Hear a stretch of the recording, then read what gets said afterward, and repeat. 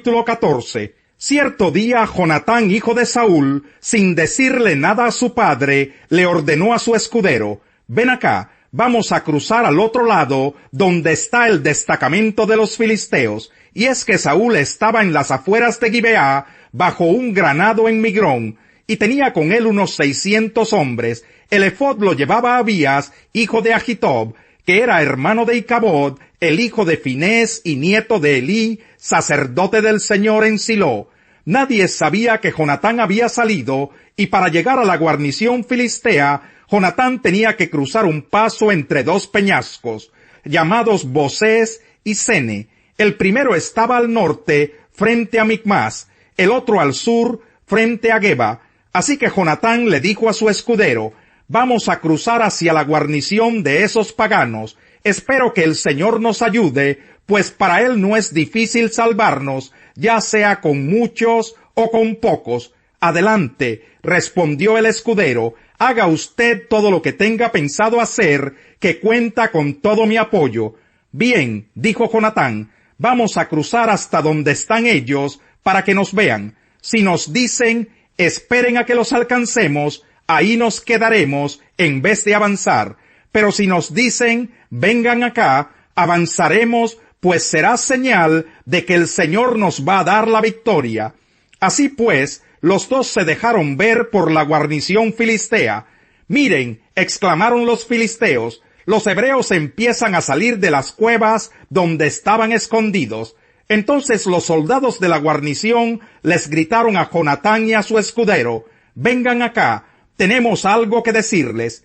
Ven conmigo, le dijo Jonatán a su escudero, porque el Señor le ha dado la victoria a Israel. Jonatán trepó con pies y manos, seguido por su escudero. A los filisteos que eran derribados por Jonatán, el escudero los remataba. En ese primer encuentro, que tuvo lugar en un espacio reducido, Jonatán y su escudero mataron a unos 20 hombres. Cundió entonces el pánico en el campamento filisteo y entre el ejército que estaba en el campo abierto.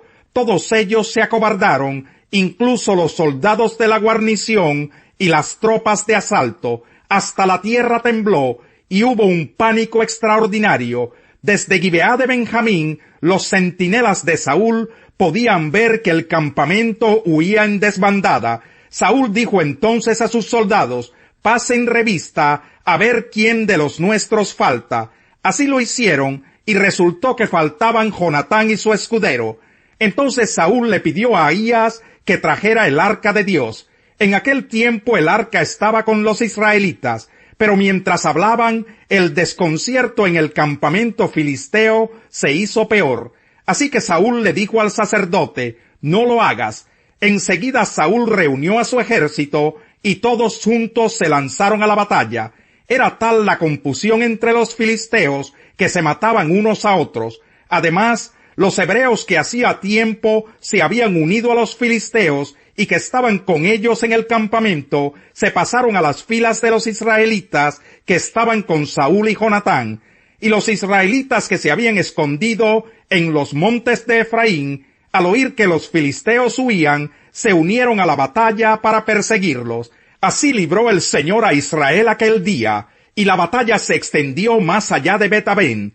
Los israelitas desfallecían de hambre, pues Saúl había puesto al ejército bajo este juramento: maldito el que coma algo antes del anochecer, antes de que pueda vengarme de mis enemigos. Así que aquel día ninguno de los soldados había probado bocado.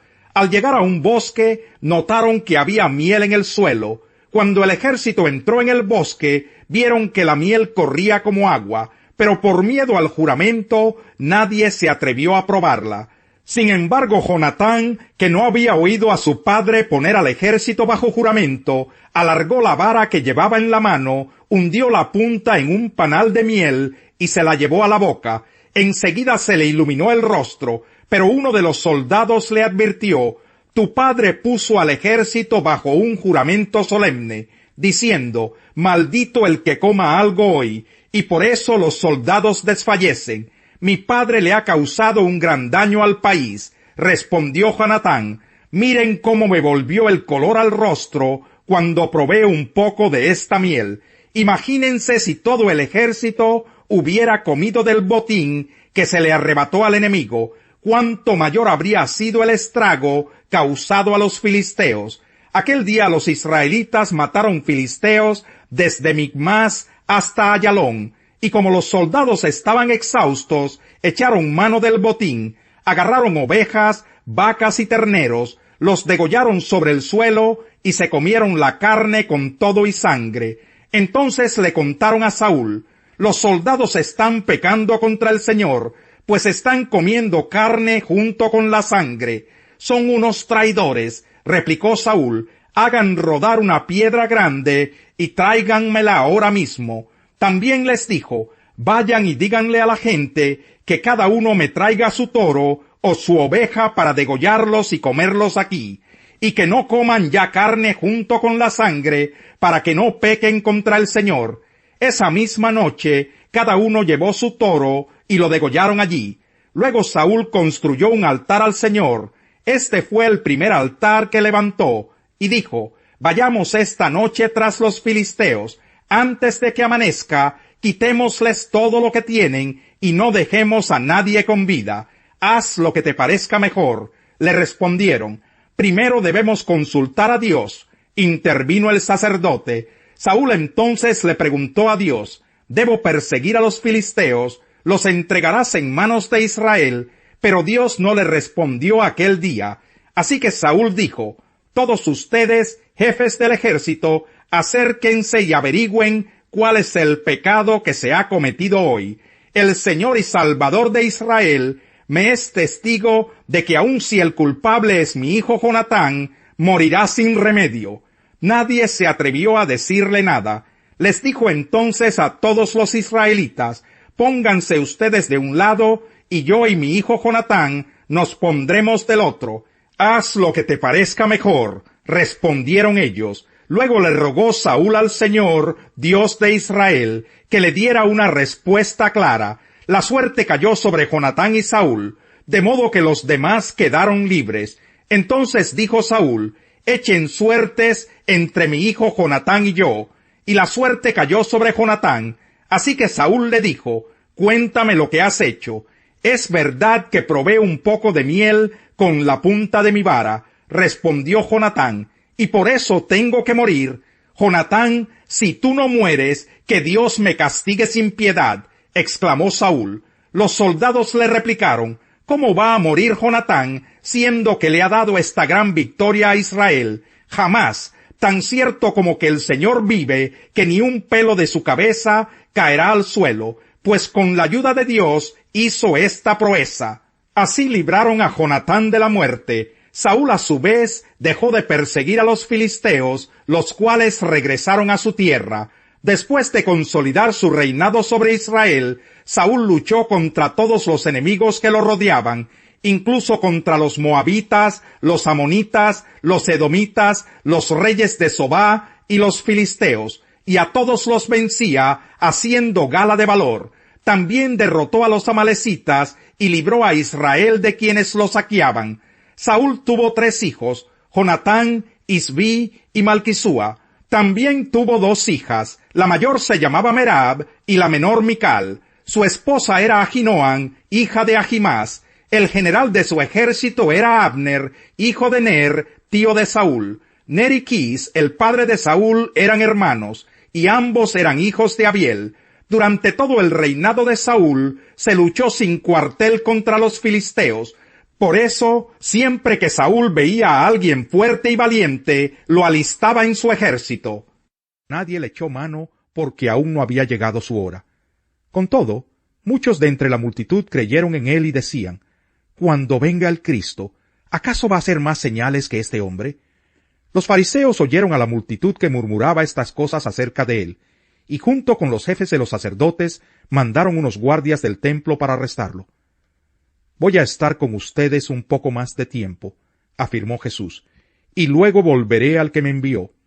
Me buscarán, pero no me encontrarán, porque a donde yo esté, no podrán ustedes llegar. ¿Y a dónde piensa irse que no podamos encontrarlo? Comentaban entre sí los judíos. ¿Será que piensa ir a nuestra gente dispersa entre las naciones, para enseñar a los griegos? ¿Qué quiso decir con eso de que me buscarán pero no me encontrarán? Y a donde yo esté no podrán ustedes llegar. En el último día, el más solemne de la fiesta, Jesús se puso de pie y exclamó: Si alguno tiene sed, que venga a mí y beba.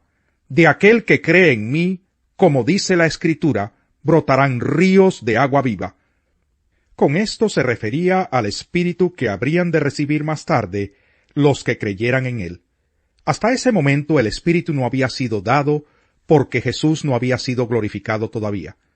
Al oír sus palabras, algunos de entre la multitud decían: verdaderamente este es el profeta. Otros afirmaban: es el Cristo. Pero otros objetaban: ¿cómo puede el Cristo venir de Galilea? ¿Acaso no dice la Escritura que el Cristo vendrá de la descendencia de David y de Belén, el pueblo de donde era David?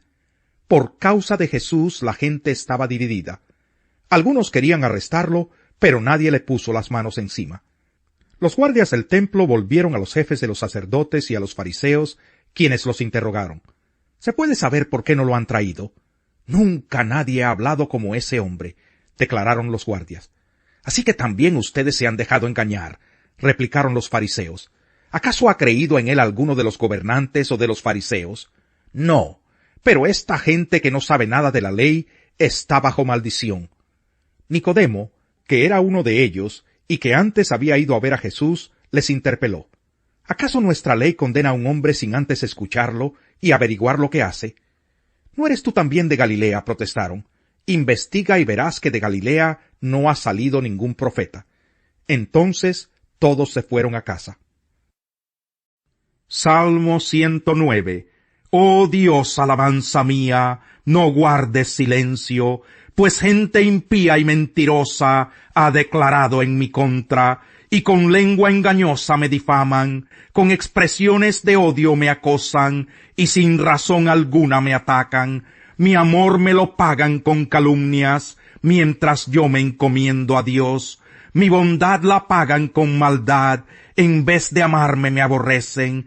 Pon en su contra a un malvado, que a su derecha esté su acusador, que resulte culpable al ser juzgado, y que sus propias oraciones lo condenen, que se acorten sus días, y que otro se haga cargo de su oficio, que se queden huérfanos sus hijos, que se quede viuda su esposa, que anden sus hijos vagando y mendigando, que anden rebuscando entre las ruinas, que sus acreedores se apoderen de sus bienes, que gente extraña saquee sus posesiones, que nadie le extienda su bondad, que nadie se compadezca de sus huérfanos, que sea exterminada su descendencia, que desaparezca su nombre en la próxima generación, que recuerde el Señor la iniquidad de su padre, y no se olvide del pecado de su madre, que no les quite el Señor la vista de encima, y que borre de la tierra su memoria, por cuanto se olvidó de hacer el bien, y persiguió hasta la muerte a pobres, afligidos y menesterosos, y porque le encantaba maldecir, que caiga sobre él la maldición, por cuanto no se complacía en bendecir, que se aleje de él la bendición, por cuanto se cubrió de maldición, como quien se pone un vestido, que ésta se filtra en su cuerpo como el agua, que penetre en sus huesos como el aceite, que lo envuelva como un manto, que lo apriete en todo tiempo como un cinto, que así les pague el Señor a mis acusadores, a los que me calumnian. Pero tú, Señor soberano, trátame bien por causa de tu nombre, líbrame por tu bondad y gran amor. Ciertamente soy pobre y estoy necesitado, profundamente herido está mi corazón. Me voy desvaneciendo como sombra vespertina, se desprenden de mí como de una langosta. De tanto ayunar me tiemblan las rodillas, la piel se me pega a los huesos. Soy para ellos motivo de burla, me ven y menean la cabeza. Señor mi Dios, ayúdame, por tu gran amor, sálvame, que sepan que esta es tu mano, que tú mismo, Señor, lo has hecho. ¿Qué importa que ellos me maldigan? Bendíceme tú. Pueden atacarme, pero quedarán avergonzados. En cambio, este siervo tuyo se alegrará. Queden mis acusadores cubiertos de deshonra, envueltos en un manto de vergüenza, Por mi parte, daré muchas gracias al Señor, lo alabaré entre una gran muchedumbre, porque Él defiende al necesitado para salvarlo de quienes lo condenan. El necio desdeña la corrección de su padre, el que la acepta demuestra prudencia.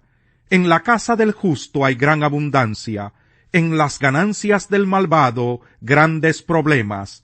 Los labios de los sabios esparcen conocimiento, el corazón de los necios ni piensa en ello.